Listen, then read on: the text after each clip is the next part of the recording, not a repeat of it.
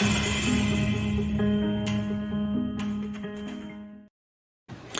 hey, everybody, this is Robert, and welcome to this episode of Let's Talk, where I sit down with somebody and have a conversation and try to get to know them. And today I am joined by a conservative talk radio host right here in the Tampa area, who I've known for a number of years, and going to have a little chat with him, see what's going on with Captain Matt Bruce. Captain's the host of the Captain's America Third Watch on just about every night in the middle of the night. And I catch it as I'm driving to work around 3:34 a.m. So, hi, Captain. It's been a while. How you doing, sir? Well, I've been a busy camper, as I told you. Good. Well, that's always good. That's a really good thing. Let's go ahead and start out with the Captain's America Third Watch. How did this start? I started 21 years ago, right after the World Trade Center attacks, and I was looking for a way to be able to reach out to help the young men and women that I knew were going to need help.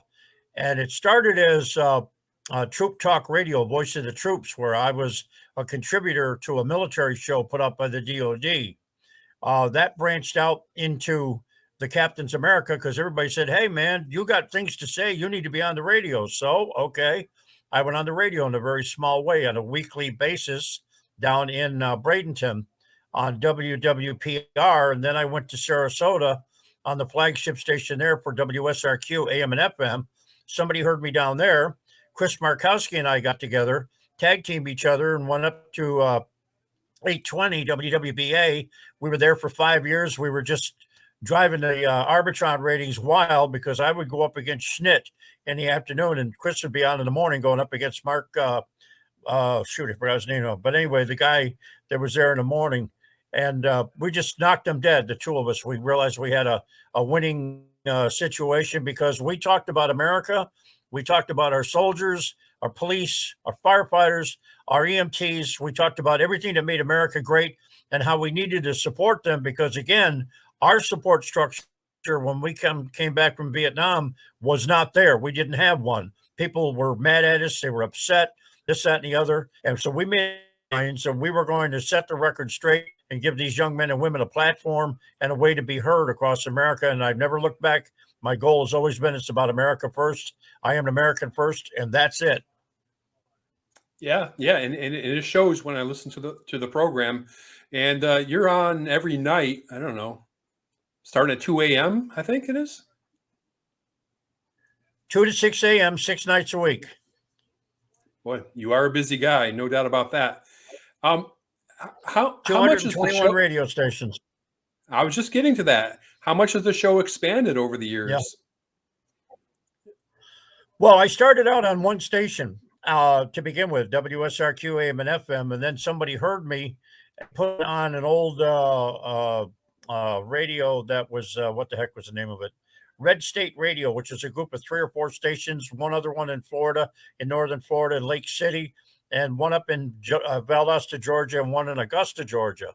And then somebody heard me on the Salem Radio Network, and they said, boy, we need something like you at overnight because we don't have anybody that talks to anybody at all. It's all recorded, and we have an opportunity to make some money. Would you come aboard and give it a shot? And I said, sure. So 3 stations, 4 stations led to 10 stations, led to Atlanta, led to Chicago, led to Albuquerque, led to Dallas, led to Seattle, led to Denver, led to San Francisco, led to LA, led to New York, and so on and so forth. And I'm in, of the 25 big major market cities that are out there, I'm in 15 of them, which isn't too bad for a little guy, but I'm on 221 stations altogether. Yeah. You're definitely spreading your tentacles across the country. Hey, Captain, are you a native Floridian? Are you from Florida?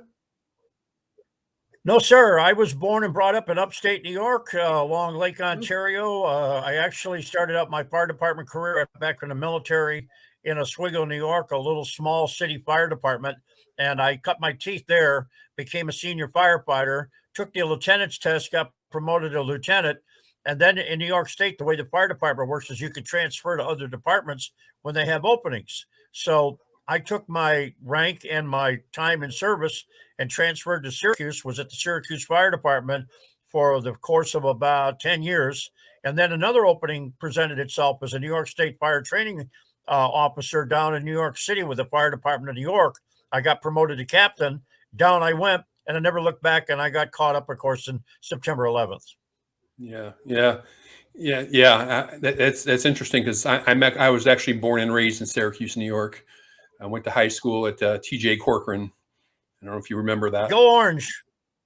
Yeah, right. Go Orange. Now, when I listen to your program, Captain, it's you have a lot of regular guests on your show, and the one that I hear during the time I'm driving is the professor of politics. Captain, who's the professor of Kyle politics? Warren. Yep. Kyle Warren is the professor of politics. He is. How'd you hook up with him? How did I whip with? He approached me. He had a podcast and he wanted me to do like what you're doing. He wanted me to come on and do a guest spot with him. And I said, okay, fine. And I heard him talk and I started to listen to his podcast. And I realized that here was a conservative in the middle of a liberal university, the University of California, Los Angeles, who actually was popular with his students because, like me, he gave everybody a chance to talk and be heard. And he was very fair with everybody. If you've heard his conversations, when we talk to people who don't necessarily agree with us, he'll be honest, but then he'll tell them why they're wrong. And if they don't accept it, well, too bad, so sad. And you have several other regulars. Somebody that comes out right after Kyle Warren. Who's that lady? I Denise don't Simon. remember her name. Denise Simon. She was she was back in Vietnam. She was the military intelligence analyst for the CIA assigned to then General Paul Vallely, who was my original commanding officer. And when he was my commanding officer, he was a colonel. He got promoted to brigadier. Then he got promoted to major general and wound up being put in charge of the 101st Airborne.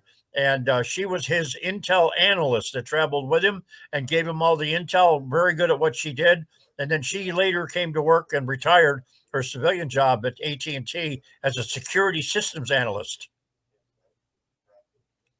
All right. So who else you got on as regulars, maybe earlier in the morning? Chris Markowski, the watchdog on Wall Street, a very popular guy. He and I have been together 21 years. And when we first started, we were at a little station down there in Sarasota. Nobody knew anything about it. And we gave them the first and only Arbitron rating they ever got, which is the Bible of the industry. In the middle of the afternoon when Rush Limbaugh was on, we gave that station an Arbitron rating down there in Sarasota before we both moved up to Tampa together. And the rest was history. And Chris and I have been chasing each other around for years. I've been a guest and a host on his show when he can't make it, because I also like to talk about money and whatnot from a business standpoint. And he's on my show 5 days a week, Monday through Friday. Good job. Yeah. And I've been a longtime listener of his program also. Captain, what's your favorite part of being a radio host, a radio personality? What do you like the most? Well, I suppose the fact that people are loyal to you. When you've been on the air as long as I have been, you develop a base and people get very loyal to you. And I ran into a situation today. I'll give you an example. I'm driving over to Clearwater to stop by and check on something that I need to have done with the printers.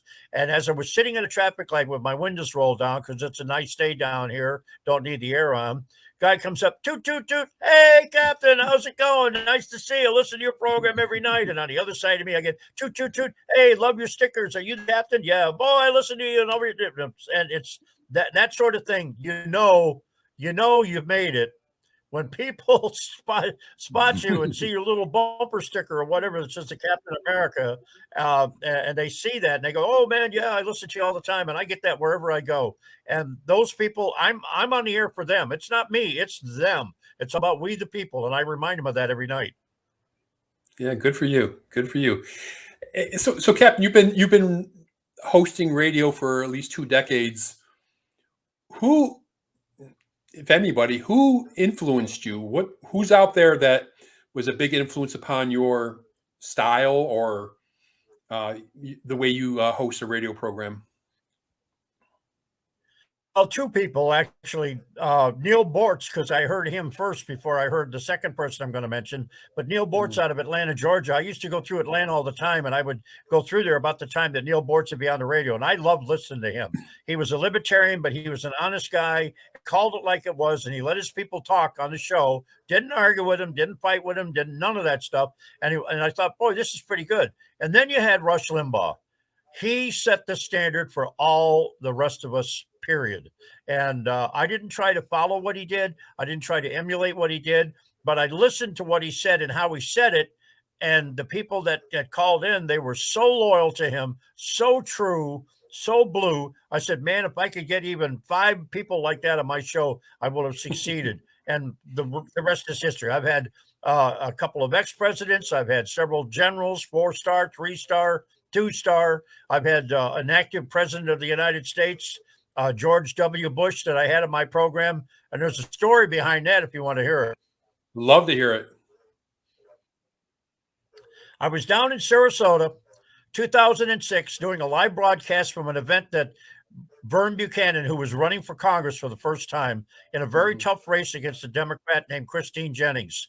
And I was down there doing a live broadcast from the Sarasota Convention Center right across the street from the Sarasota airport. So when the congressman's crew came up to me, when the candidate's crew, because he's now a congressman, Vern Buchanan, said, we want to have you interview Vern, and maybe if we can get you to ask some questions of the president about Vern. So I said, sure, I'd love to. Well, of course, the Secret Service got all, we got to check this guy, and we got this, we got that. So they did, and they realized that I wasn't a threat.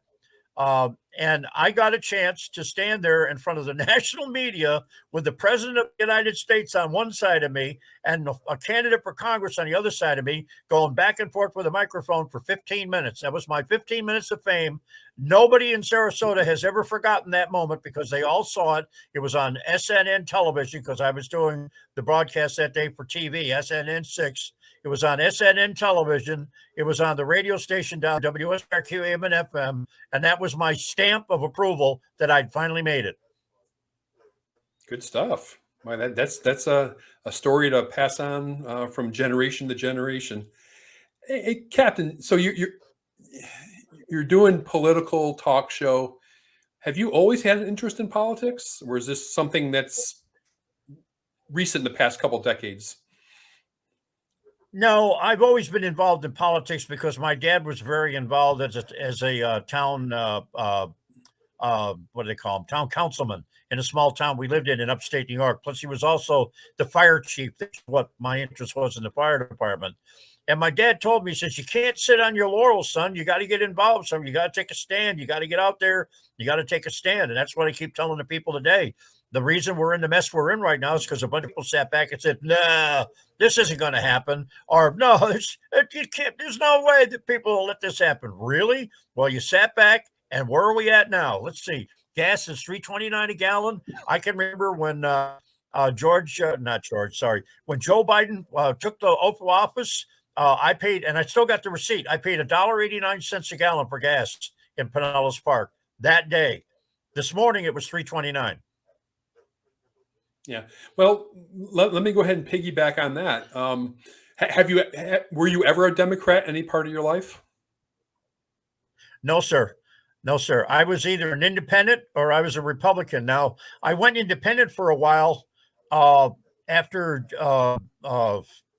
George W. Bush was out of office because I didn't care for Obama and I didn't care for John McCain and I didn't care for Mitt Romney. So I went independent for him. And I even thought about voting at one time for a libertarian, which I did. I did vote for an independent party person. Remember when Ross Perot ran for president? Back in the 90s. I voted for Ross Perot. The very first vote I did was for Ross Perot. Oh boy. All right. Well, all right. Since you brought up what's going on now, I mean, there's clearly a lot of problems going on. Um, one thing after the other. What do you see as the main issues with the Biden administration? How are they screwing everything Can up? anybody tell the truth over there? Really? Can anybody tell the truth? They must think we are stupid to sit here and listen to the garbage that they're selling when we know, and I can prove very easily beyond any shadow of any doubt, when they open their mouth, half of what they're saying is not true. It's very easy to prove. For example, Biden says yesterday over there at the climate summit or whatever the hell they call it, he says, "Don't worry, we got everything under control." Really?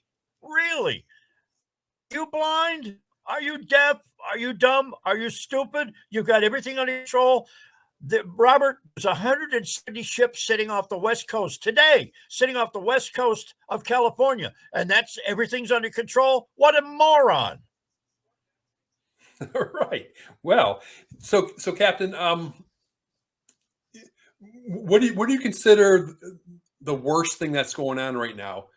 Would you consider, since you're very pro military, the situation in Afghanistan, is that right near the top?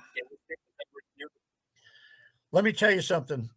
We never leave anyone behind, whether it's in the military, whether it's in the fire service, whether it's in the police or the EMT service.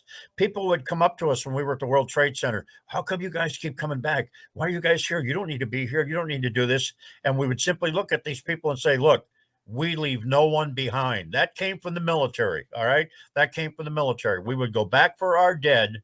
Whether we won the battle or lost the battle, we would get them out of there, whatever it took, however it took, even if we had to die doing it. That was our mission in life. Never leave anyone behind, ever. So, on your radio program, Captain, do you get callers that disagree with you, pro Biden, pro Bernie type callers? Do you ever get them? I absolutely do. And I love it when they call in. Like I got this one guy called Liberal Larry in LA that's a regular caller to the show. And he calls at various times of the night and he'll pick a subject to take me on with. And he'll say, I think I can get you on this one. I think I can get you on this one. I said, good, give it your best shot. So he'll go after me and he this, that, and the other. They're all Democratic talking points, which I already know because I get the same stuff the Democrats get. They just don't know. I know what they're talking about. Okay. I know what they're talking about. Somebody fires all that stuff at me. I know how to go back and counter it. And I do. And Liberal Larry will go, well, you know, Captain, I got to agree with you. You're right. You've done it to me again. But well, that happens all the time, Robert, all the time. I guess you think he'd give up after a while, though, right? No, it's fun. The banter back and forth is fun, and the people in the audience love that sort of stuff. For example, I don't know if you've heard Todd in Tampa when he calls in. He goes on a pro-Trump, pro-conservative rant. I give him 60 seconds to blow his horn with my finger on the dump button because if he says anything bad, I'm going to dump it. But you know, I take all sides. It doesn't matter. Yeah. That's the way it should be. So if you look at the whole scope of what's going on in the past 9-10 months, is there anything that you could say that you like that you're seeing coming out of the administration right now? Honestly, no, because they won't listen to the other side. And I know that Joe Biden is not running this government. I also know that the Vice President Kamala Harris isn't running anything. Matter of fact, they've gone out of their way to keep her out of the way of things so that she couldn't be seen at some of these different events that were going on. Now, the fact of the matter is, now you got to say, well, who is running the show? Okay, follow the money. Follow the money. There is a bunch of money that's in there from the George Soros fingered organizations, but it doesn't stop there. China has got billions of dollars in the United States. By the way, correct me if I'm wrong, Robert, but Hunter Biden got $1 billion loan from the Bank of China that he still hasn't paid back. And he was told he didn't have to pay it back. Don't worry about it. This is just to get you started in your business. Are you kidding me? Who does that? It's a pretty sweet deal, right? So, Captain, Right. so you were a very pro-Trump guy. During the debates in 2015, 2016, were you pro-Trump then, or was it until he got nominated? I started out as Ted Cruz, a Ted Cruz supporter. I liked Ted Cruz. I thought he would make a great guy because he'd been a lawyer. He'd been, I think he'd been a attorney general in Texas, if I remember correctly. And he was all about the law and the Constitution. And I liked that about it. When Trump won the primary and it became Trump, then I went all in for Trump. I said, okay, I know the guy. I've met him personally, which I have as a firefighter. I did some inspections on his buildings. He used to come up and throw a jab at us and go, "You guys better give me a good report or you won't be working anymore." That was Trump. But Trump was a union guy. Trump loved the union. The guys would go back and forth with him. They go, "Hey, Trumpy, how's it doing, baby?" And, they'd be hollering back. It was great. And all the stuff that I saw in Washington, D.C. was just like watching him in New York City. The people didn't understand it because they didn't know what it was like. So, what specifically did you like about Trump during those 4 years? What were the highlights? Do you think? Number one, the guy was honest, and it's been proven that he was honest. All these people were coming out and going, "Oh, he lies. He's going to just kill people. He's a liar." He didn't lie about anything. He told the truth, and now it's been proven the liars were the people accusing him of doing things that they were doing themselves that Donald Trump was never doing. That's the proof of the pudding, and that's the thing that Donald Trump can stand on and hold his head high. He didn't lie about anything. The only thing he did was he was inexperienced. He never should have let those people stay in some of those offices in the Defense Department and the Attorney General's office and the State Department. He should have fired every one of them, all the junior wonder boys and girls down below, like all the assistant positions, should have fired them all. Should have fired them all because that's what every other president does. The first thing they do at the Attorney General's office is they come in and they take the resignations of all the attorney generals in all the states, or I'm sorry, all the federal attorneys in all the states, and then they start over. So, what did you see as the big difference between Donald Trump and George W. Bush? Because you clearly like them George both. W. Bush. Yeah, George W. Bush. I like George W. Bush because I thought he was the right man for the time. And when we got into, I'm gonna ask you a question now. When we got Sure. into what happened after September 11th, what do you think Al Gore would have done based on his record? Well, I'm guessing whoever was in office would have um, probably done the same thing. You disagree? I take it. Well, Al Gore had a record for being a pacifist. He was a peace lover back during the Vietnam War and all that stuff. He would have Mhm. said, "Oh, shame on you. We're going to find who did this and we're going to arrest him and we're going to prosecute him." That would have been the words you would have heard instead of just going in and saying, "Okay, boys, I'm going to send my 12 horse soldiers over to Afghanistan and we're going to kick your butt and we're going to kill 20,000 of your 50,000 troops here with our 12 men and show you what we can do." Because that's what we did. That's what we did to begin with. Those horse soldiers, by the way, live right here in St. Petersburg, Florida, and they started up a brewery here with a nice fancy restaurant down there, not very far away from the ballpark. I've met every one of them, and believe me, those guys are true American heroes for what they did, and that's the kind of gumption that we need in America today. That came from George W. Bush. That was his era. Donald Trump had the people. He had the same respect for the military. He didn't back down. He supported the military at every turn. The only problem he had was he had a general in there called Mad Dog Mattis, who was called Mad Dog Friesen. And if anybody followed his career in the Marine Corps, he didn't take bull from anybody. It was his way or the highway, even with the president of the United States. And that's what happened. There was a rift in there. And I had it because my son's a Marine. He told. All right. Hey, so Captain, yeah, I was for going to Afghanistan and taking out the people that attacked the United States. I don't believe we should have been there 20 years, obviously.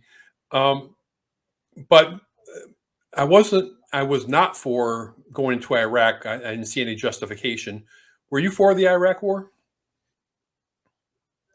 I was for the Iraq war when I understood who was there and who was being supported.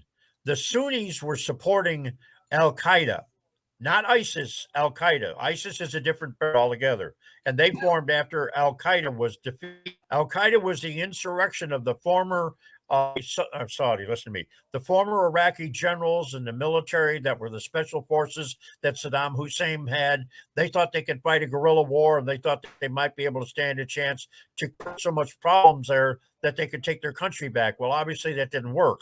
And they went after our guys. They went after all the allies people that were in there. Those were the people we had to get out. Now, were we a little bit strong and tough in what we did? You betcha. But let me tell you something. If you put a weapon at me, you better hit me before I hit you, and I can still hit what I'm aiming at. So when Obama initially, yeah, when Obama initially wanted the, I mean, he ran on pulling everybody out of the Middle East. Were you for that? No. And who was the general that pulled everybody out of Iraq? You remember? Could it have been no? Could have been our current Secretary of Defense? Oh, it was? No, it was our current Secretary of Defense. He was in charge. Yep, he was in charge of pulling all the troops out of Iraq and said that we're going to be. The was all set this year. Within a month, ISIS was halfway across the top part of Iraq, headed across Iraq all the way over towards. They were going to, they had that what they call it, the caliphate. Within a month. And everybody told him what was going to happen. You can't pull all the troops out of here, Mr. President. You got to leave a certain force behind as a deterrent. You can't do it. Didn't listen. So when Donald Trump made his announcement that he wanted to pull everybody out of Afghanistan, what were your first thoughts? I thought it was a great idea because he was going to leave 2,500 troops behind to continue to train the Iraqis as a deterrent to make sure that the bad guys, there would be somebody there to go after them because we still possessed the equipment that the Iraqis were learning to use but couldn't use altogether. And I was all in for that. Now, I do believe we stayed too long in Iraq. And I certainly believe, in Afghanistan. I believe that we're in the process of lowering our troop numbers in Iraq, but we're still going to keep a certain amount of people there. I get that. I understand that because Iraq is not Iraq. It's held by Iran. But then you do that because the Sunnis and the Shias, the faction that runs right now in Iraq is predominantly Shia, which is Iranian. So do you think that us doing what we did in Iraq gave Iran the strength to be what they are now? Because they don't have that. We don't have that buffer anymore. Not what we did, because Iran went the other way. So Iran played the other side of the fence.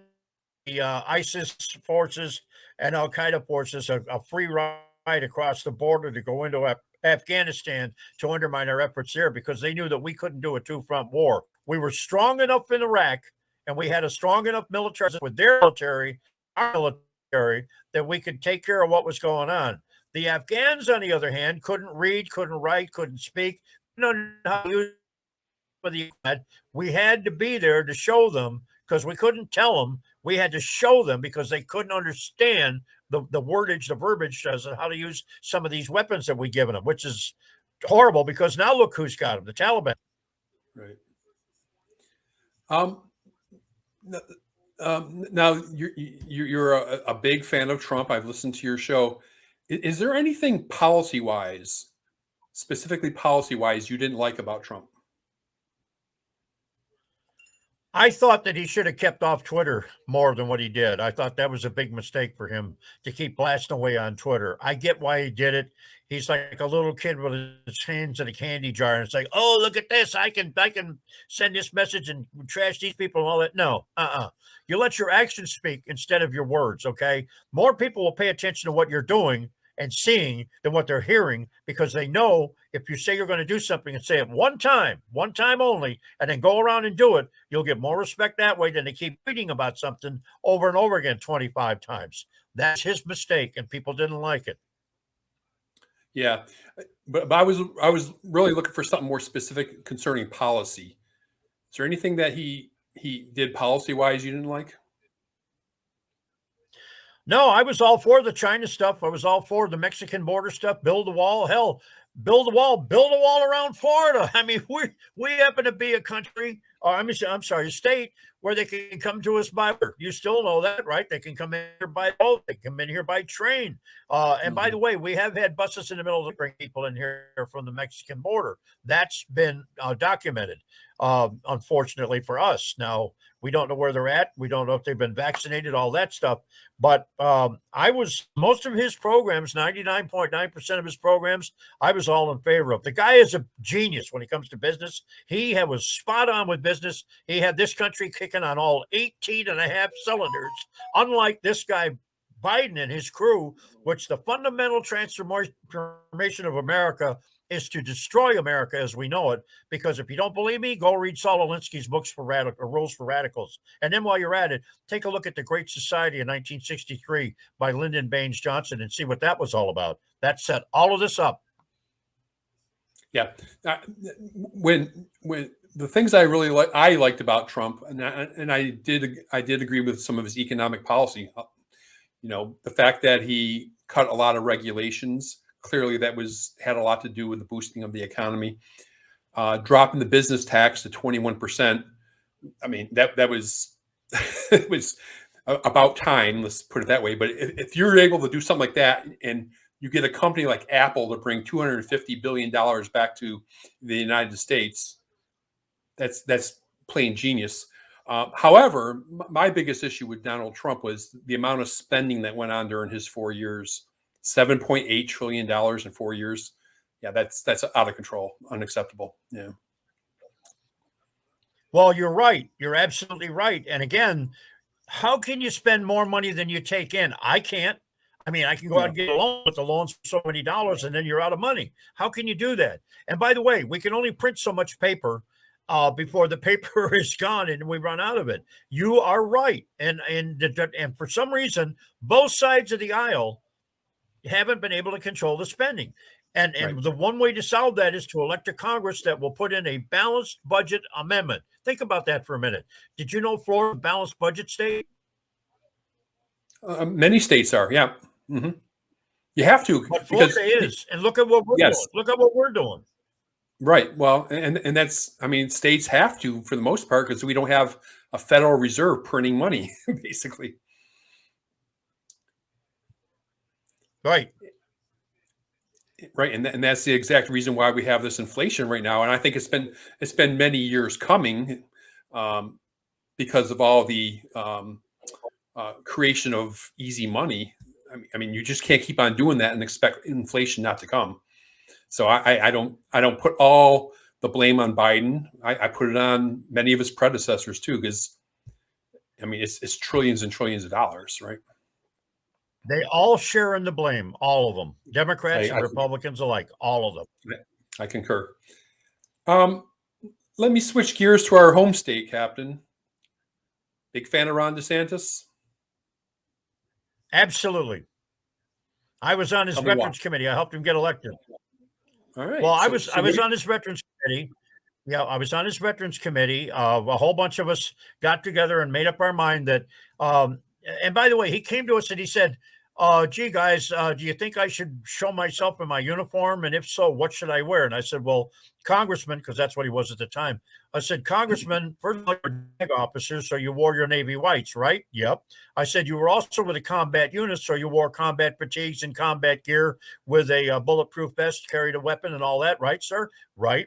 That's what you should show. Because remember, you can't show anything other than what you actually wore when you were serving on duty, unlike a certain candidate whose name will remain nameless for the moment here in our local area that has shown everything but what she actually did. Now, DeSantis got it. DeSantis went back, ran the ads with him in his dress whites, with him and his fatigues, explaining what he did. Anyway, he also won a Bronze Star for bravery in combat. You knew that, right? Mm-hmm. Yeah. So we got behind him, the veterans, and we pushed him over the finish line because I'm telling you, the guy, he's look what he's done. Look what he's done. He's the junior version of Donald Trump, and Donald Trump seeks him out for advice. I know that for a fact. I mean, there's a lot of things I like about DeSantis. What specifically do you like about him, policy-wise? He is fiscal conservative. Don't spend any more money than what you've got. This wild spending has got to stop. And he said it. He said it. He was another guy that went up to Congress. They didn't have enough votes, but he at least got behind a balanced budget amendment and got it on the floor, and it wouldn't pass. They did get it out there. Well, he was in Congress the 6 years he was there. He also was American, all the different things he did.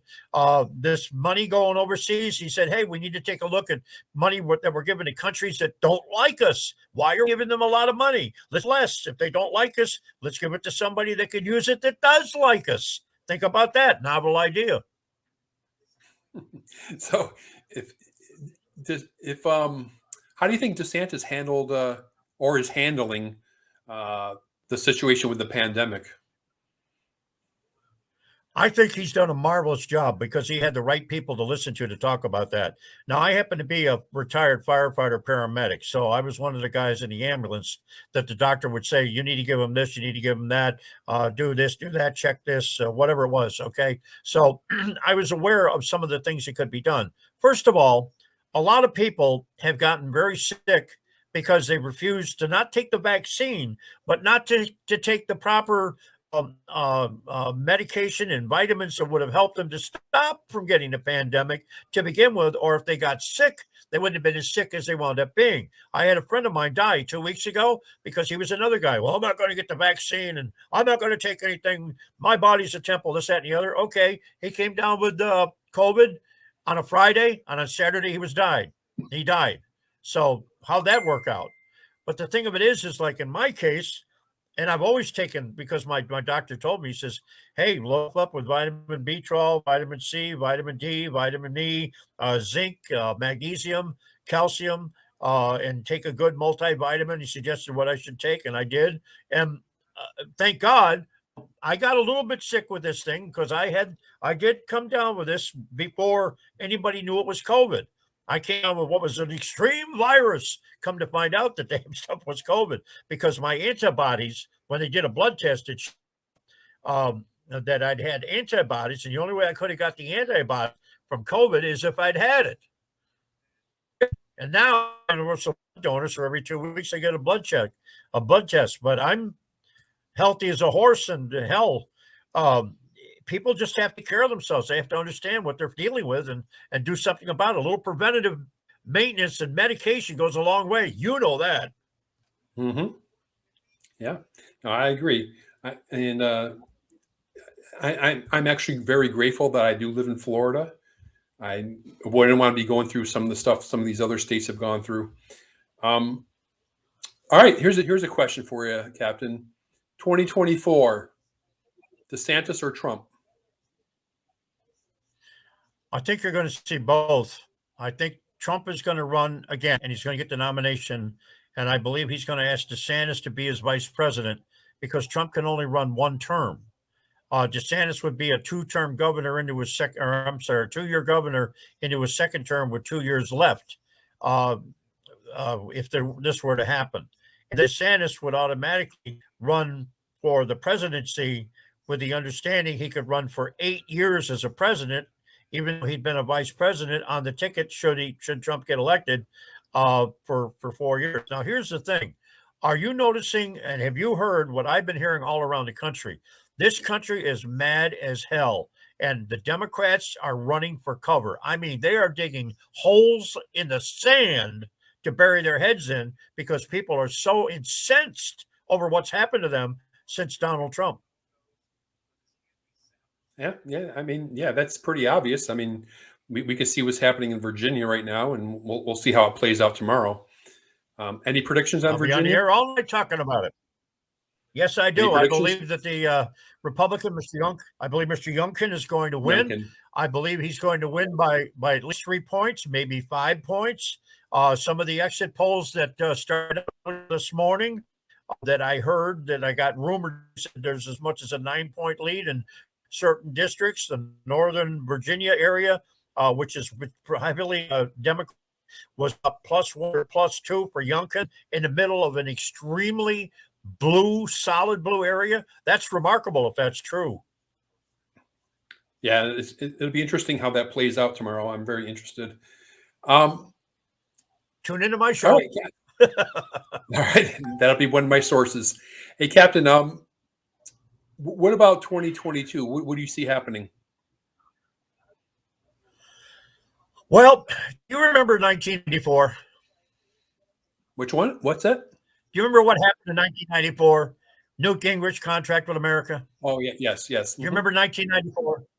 I'm old enough to know that. What's going to happen in 2022? It's going to make 1994 look like a picnic. I'm telling you, they are going to destroy the Democrats in 2022. There is no way in God's green acre that these people can win anything at all, even if it's dog catcher in some of these areas, because the people can't stand what they've been doing to them. And they understand it. They're all feeling this in their wallets. They're all feeling this in their homes. They're feeling it in their schools. When did you ever think you would have somebody at a school or a governor in a state say, well, the parents shouldn't be involved in the school at all? When did you think you'd hear that? Are you kidding me? Yeah, that's definitely a problem, and the public should be ticked off about that, of course, and that's probably something that's been said behind closed doors until recently. Captain, so let me go ahead and close with this. If we don't win if the Republicans don't win the House or the Senate in 2022, where do you see this country going? Totally down hypothetical. The toilet down the toilet as a socialist country, hypothetically. Your freedoms as you know them today will not be the same. Your bank account will no longer be your bank account. It will be the bank account of the state. Your pension or whatever you have will no longer be your pension. It will be the pension of the state. There will be income equality for all. They'll balance the income out for everybody. Your car will no longer be your car because the goal is to get all gasoline engines gone. And we'll be riding either electric cars, electric scooters, electric sticks, electric bikes, but it'll all be electric. And think about this for a second. How on earth are they going to produce enough power for these electric vehicles if you don't go nuclear? You have to go coal. How are they going to do this? Yeah, no, I agree 100%. And the Greenies don't want to do either. The Greenies don't want to do either of this. So what do? Put a sheet up in the air and let the wind blow, and that's how we do it with a windmill? There's days the windmill won't even blow. Yeah. Nuclear power is definitely the way to go, and it's not even being discussed. Let me just ask you another thing. You work for Salem Radio. Do you speak to Larry Elder at all? Yes, I do, and I do not work for Salem Radio. I'm an independent contractor with a lifetime contract with Salem Radio. I'm just like Mike Gallagher. There's two of us that are independent contractors, Mike Gallagher and me. And the reason we did that is they can't tell us what to say or how to say it.